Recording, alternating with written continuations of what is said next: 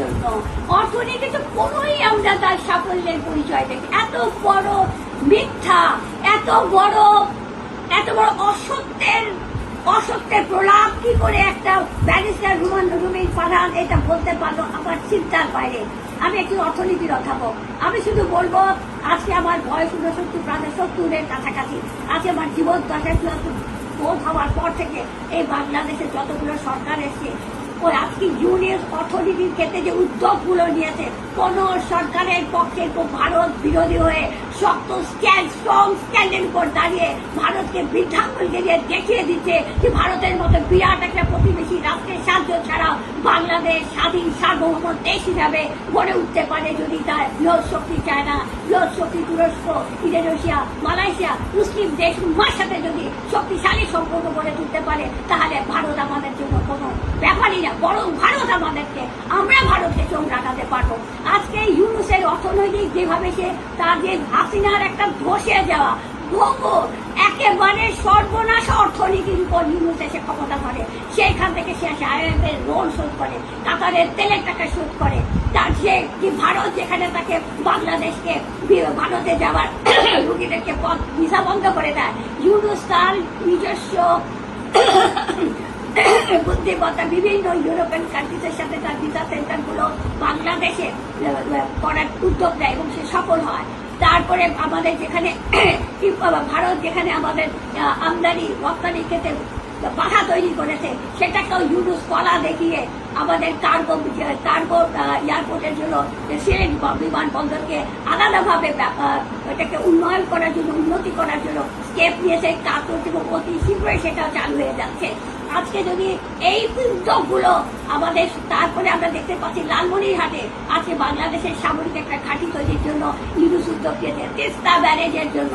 আজকে তিস্তা ব্যারেজ যদি ইউনুস যদি সফলভাবে এটা চায়নাকে দিয়ে দিতে পারে, বাংলাদেশ বলবো আমি 10 বছর অর্থনৈতিক উন্নয়ন এগিয়ে দেবে। পুরো উত্তর অঞ্চলটা অর্থনৈতিক উন্নয়নের সবুজ শক্তি ভাসবে অদূর ভবিষ্যতে, কিন্তু ভারত এটা চাচ্ছে না। এগুলো তারপরে মানবো আমাদের সমুদ্র দিয়ে চিটং বন্দর। আজকে চিটং বন্দরকে যদি আমরা বিদেশিদের হাতে পরিচালনার দায়িত্ব দিতে পারি, 10 বছর পর আমাদের দেশের মানুষ এই পরিচালনার দায়িত্বে দক্ষ হয়ে তারা বড় পৃথিবীর অন্যান্য দেশের বন্দর পরিচালনার দায়িত্ব ফার্ম করে দিতে পারবে। আজকে বর্তমানে চট্টগ্রাম বন্দর নিউমনি শুধু একটা টার্মিনাল, আরো অনেক টার্মিনাল আছে, একটা বন্দরের অনেক শাখা প্রশাখা আছে, অনেক কিছু আছে। আমরা সেই দিক দিয়ে অনেক পিছিয়ে আছি।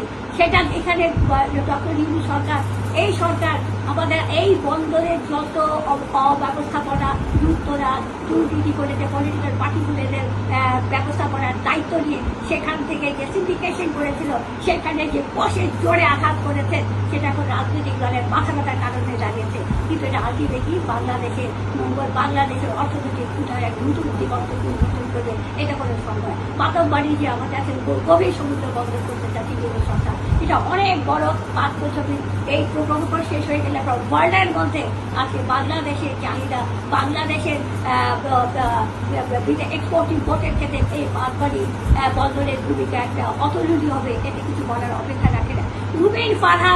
রুমিন ফারহান আর কি বলে, এরা কি করে রাজনীতি করে, কি করে এরা দেশ চালাবে, বিএনপির নেতারা কি করে এদেরকে নির্ভর করা যায়, যারা ইউনুসের অর্থনৈতিক পরিকল্পনা, ইউনুসের সাফল্যকে মূল্যায়ন করার মতো যোগ্যতা রাখে না, প্রজ্ঞা রাখে না। দেশবাসী কি করে এদেরকে একটা দেশ চালনার ক্ষেত্রে তাদের উপর নির্ভর করে, আমি বুঝে উঠতে পারি না।